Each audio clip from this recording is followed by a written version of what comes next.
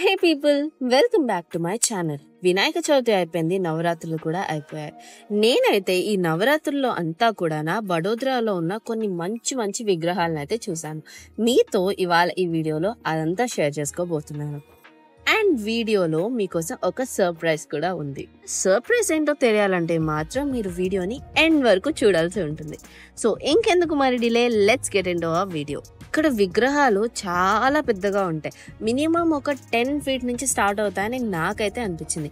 అందులో కొన్ని పర్సనల్గా నా ఫేవరెట్ కూడా ఉన్నాయి. నా ప్రీవియస్ వీడియోలో చెప్పినట్టు ఒక 1/2 feet బొమ్మే నాకు 600 నుంచి 800 చెప్పారు.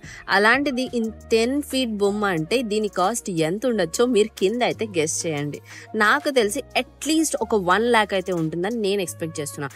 ఎందుకంటే ఇవన్నీ మట్టి బొమ్మలు, మన వైపు దొరికే బొమ్మల్లా కాకుండా ఇవి చాలా గ్రాండ్గా ఉన్నాయి. ఈ మట్టి బొమ్మల్ని ఇలా చేయడం అంటే మాత్రం అది తప్పకుండా కాస్ట్లీ ఉంటుందని నాకు అనిపించింది.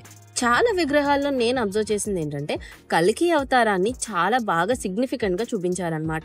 మేబీ అది కల్కి మూవీ ఇన్ఫ్లుయెన్స్ అయినా కావచ్చు, లేదా అక్కడి నుంచి బాగా ట్రెండ్ అయింది కాబట్టి దాన్ని ప్రతి బొమ్మలో చూపించారని కూడా నాకు అనిపించింది. కొన్ని విగ్రహాలు ఎంత రాయల్ గా ఉన్నాయంటే నాకు చూడడానికి 2 కళ్ళు సరిపోలేదు. అసలు ఈ బొమ్మ చూడండి, పర్టికులర్గా వాళ్ళు లైట్స్ పెట్టిన తీరు కానీ ఆ బొమ్మలో ఉన్న కలర్ కాంబినేషన్స్ కానీ అత్తిరిపోయాయి. నాకు లోపలికి వెళ్ళే ఛాన్స్ దొరకలేదు, అప్పుడే పూజ అవుతుండే. సో నేను బయట నుంచే కవర్ చేశాను.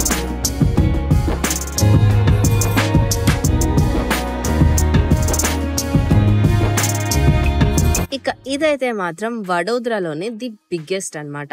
దీన్ని మాంజల్ పురాణా రాజా అంటారు, లాల్ బాగ్చా రాజా అని కూడా అంటారు. ముంబైలో లాల్ బాగ్చా రాజా ఎంత ఫేమసో మనందరికీ తెలుసు. వడోదరాకి ఇదే లాల్ బాగ్చా రాజాలా అన్నమాట.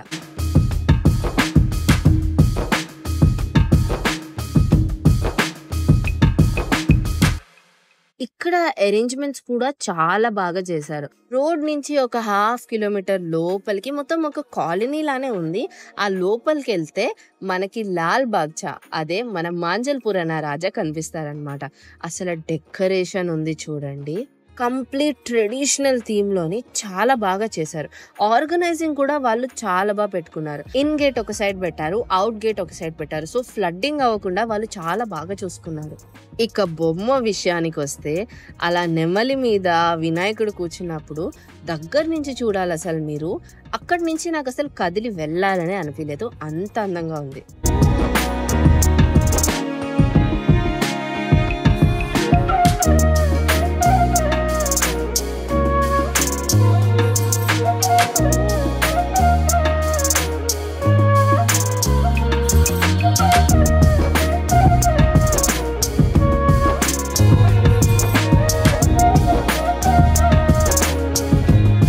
ఇంకా వీళ్ళు ఈ విగ్రహం పక్కనే కొంచెం ఖాళీ స్థలంలోని ఒక చిన్నపాటి ఎగ్జిబిషన్ లా ఇంకా ఫుడ్ స్టాల్స్ కూడా పెట్టారనమాట.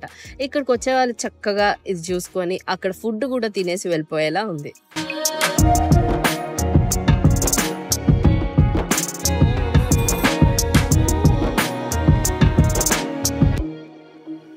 మై ఫేవరెట్ ఇది మాంజల్పురా రాజా పక్కనే.